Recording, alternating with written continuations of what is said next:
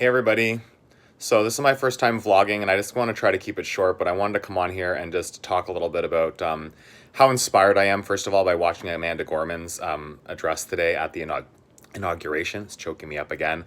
And her words at the very end, there's always light if only we're strong enough to see it. Brave, if only we're brave enough to see it, if only we're brave enough to be it. And it really hit me. I was bawling my eyes out through the whole inauguration. I'm in Canada. I'm in Toronto, Canada, and just seeing, possibility and hope for the future for all of my friends and family down south of the border really struck a heartstring in me and got me really, really emotional. And it brought me back to actually the days after the last president won the election. And I literally wandered around my house in a house coat sobbing, like guttural sobbing for days after that. I have a lot of family down south of the border and strong, powerful, liberal females. And, I have trans family members and lots of people that I really care about.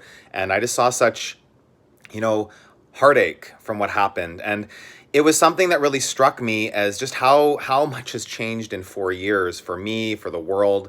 And recently I've been having this moment too of really stepping into my power and really stepping through my fear of rejection, right? So I have been able to go live off my phone and do vlogs and stuff like that now since hitting 1,000 subscribers on my channel, and I've been avoiding it.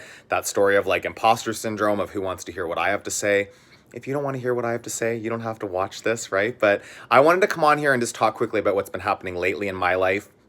I think it really applies to those words of, seeing the light and being the light. So yesterday, a lot of you might not know this about me, but I've actually worked in the corporate grocery industry for a long time. So I am a chef before I was a yogi. I have a cordon bleu education. I've worked for 3 of Canada's largest food retailers, and I was still a contracted employee to one of those food retailers until yesterday, when I essentially got fired. I signed a new contract with them for another year, which I already kind of felt gross about because it's kind of in conflict with my karma and what I want to be doing, having been a morbidly obese child. I really felt that the work I did in my corporate jobs completely was contradictory to what I wanted to be doing with my life. And, I essentially developed recipes for product packaging, and there's dozens and dozens of products on the stores of grocery stores across Canada on the shelves that I developed. And again, I lost this job essentially because I said in one of my YouTube videos and one of my Zoom cooking classes how I did this work, but I wouldn't recommend anybody eats those recipes that I care about. Okay, and I know it came around and bit me in the ass, and they saw that video, and I'm assuming this is all allegedly. I'm not going to say which companies these were. I don't want to do any of that stuff. I'm still bound to non-disclosure agreements. But going back 7 years ago when I was in teachers training, that was my story when I was in yoga's teachers training, about how I felt guilt around the work that I did, because some of the feedback that I would get when stuff was posted on social media, just not me directly, but just to the posts about how it was poison for children, and I can't believe you're serving this to school kids. And it was the work that I was doing and I was developing for these corporations. And having been morbidly obese as a child at 238 pounds when I was around 13, it always felt in conflict with what I wanted to be doing with my life. So I spent most of yesterday in my rejection story of feeling terrible that I had hurt the feelings of these people that I worked with at this company, because none of the employees that I worked with I had anything against. I really loved all of the people that I worked with.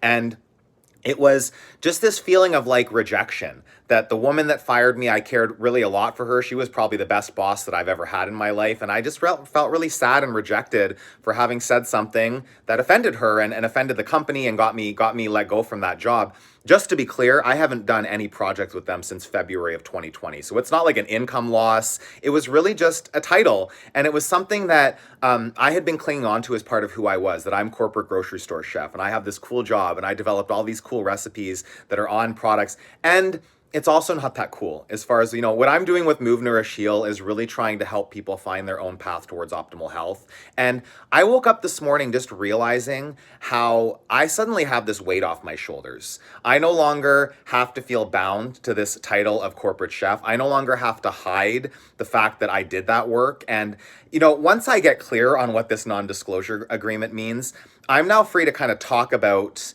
how the work I was doing for these companies really wasn't serving the health of the public. And I definitely was not serving the health of the people that I care about by being part of that work and that corporation. So this is just me kind of coming clean and telling you that there is still a lot more to come from me. I now feel like a new person, that I can be liberated in speaking openly about what happened, and really yeah, just kind of talking freely and really trying to be for you guys, and more content to come that is not just yoga. There will be more vlogging sometimes. There's going to be more. I'm committing to doing more food recipes, more plant-based, nourishing, healthy food recipes on this channel. And yeah, I think that's all I wanted to say. I just really wanted to reach out and be like, this whole concept of see the light, be the light, and just stepping into new possibility in the future. That's something that I think I'm realizing more and more every day, how empowering it feels to do that. Okay, so I see myself as somebody to share my light with the world